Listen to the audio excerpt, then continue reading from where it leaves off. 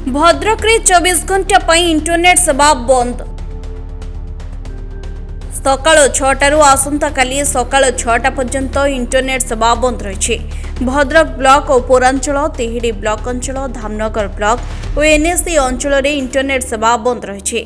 गोष्ठी संघर्ष युवकों मृत्यु पर प्रशासन पक्षर एभली निष्पत्ति निया जायछि। संभाव्य आईन श्रृंखलार परिस्थिति को मुकाबिला 25 प्लाटून पुलिस फोर्स मुतयन करा जायछि। 12 जन को गिरफ्त करा जायछि। गत 30 तारीख में तिहिडी थाना कसटी गाँव में दुई गोष्ठी मध्य होइतिबा संघर्ष रे संतोष परिडा नामक युवक आक्रमण शिकार होई गुरुतर आहत होइतिले।